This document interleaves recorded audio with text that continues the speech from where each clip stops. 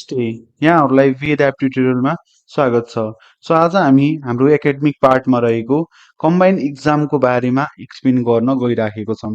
So combine exam के हो भन्नु पर्दाखेरि चाहिँ अलरेडी सिस्टममा भइसकेको इक्जामहरूलाई चाहिँ अब सर्टेन पर्सेन्टेजहरू तानेर एउटा छुट्टै फाइनल रिपोर्ट हामीले निकाल्छौँ। सो त्यस्तो टाइपको इक्जामहरूलाई चाहिँ हामीले कम्बाइन भन्छौँ। सो एउटा इक्जाम्पल दिनु पर्दाखेरि चाहिँ हजुरहरूले सिस्टमबाटै अब फर्स्ट टर्म गर्नुभयो, सेकेन्ड टर्म गर्नुभयो, थर्ड टर्म गर्नुभयो र फाइनलको लागि चाहिँ हजुरहरूलाई फर्स्ट टर्मबाट अब 20% अर 20 मार्क्स भनौँ, सेकेन्ड टर्मबाट 30 मार्क्स र अब थर्ड टर्मबाट चाहिँ हजुरहरूलाई 50 गरेर ओभरअल चाहिँ 100 फुल मार्क्सको चाहिँ अब फाइनल रिपोर्ट कार्ड निकाल्नु छ भने चाहिँ हजुरहरूले कम्बाइन युज गर्न सक्नुहुन्छ। सो कसरी गर्नु सक्नुहुन्छ भन्नु पर्दाखेरि चाहिँ हजुरहरूले सिम्पली के गर्नु पर्यो त, इक्जाममा जानु पर्यो, एउटा इक्जाम बनाउनु पर्यो। सो इक्जामको नेम लेख्नु पर्यो यहाँ चाहिँ।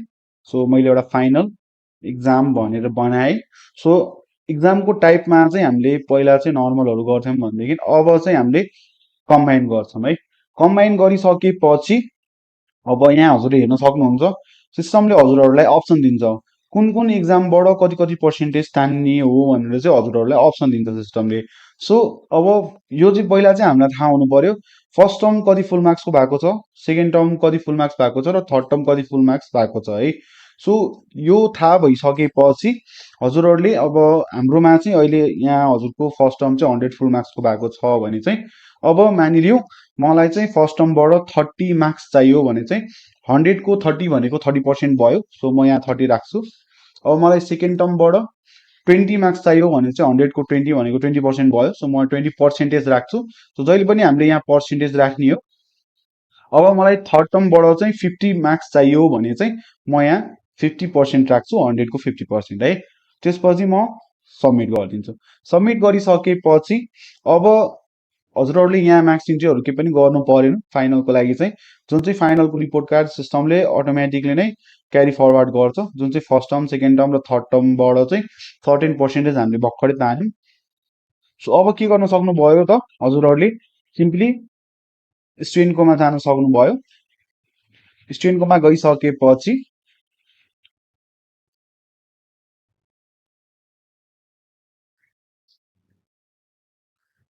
यहाँ हामीले क्लास चुज गर्न सक्यौँ, सेक्सन चुज गर्न सक्यौँ।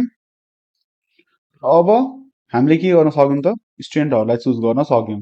सो अहिलेलाई चाहिँ मैले 2जना स्टुडेन्टलाई चुज गरेँ। सो हजुरहरूले अल पनि चुज गर्न सक्नुभयो।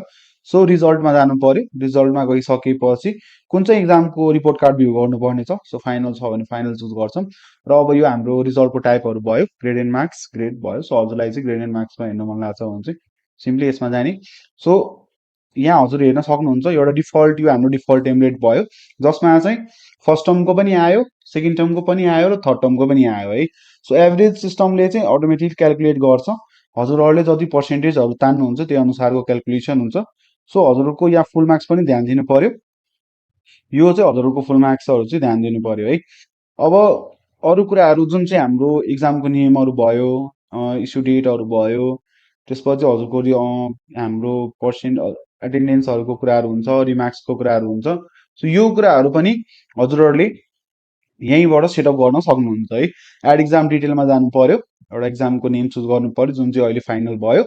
र अब अटेन्डेन्सहरू हजुरले कुन युज गर्नुहुन्छ, डेली गर्नुहुन्छ भने डेली एउटा राखेर चाहिँ यहाँ चाहिँ हजुरको के हुन्छ भन्दाखेरि एउटा हामीले बेस इक्जाम चुज गर्नुपर्ने हुन्छ है।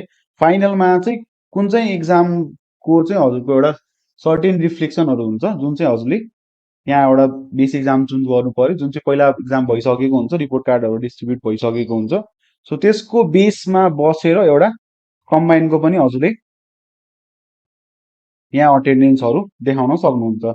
सो एउटा डेज भयो, हजुरले यसै गरी चाहिँ कम्बाइनको रिपोर्ट कार्डहरू डिस्ट्रिब्युट गर्न सक्नुहुन्छ। यसको लागि चाहिँ हामीले मार्क्स एन्ट्रीहरू गरिराख्नु परेन। अलरेडी सिस्टममा भइसकेको इक्जामहरू मध्ये नै सर्टेन पर्सेन्टेजहरू तान्नियो।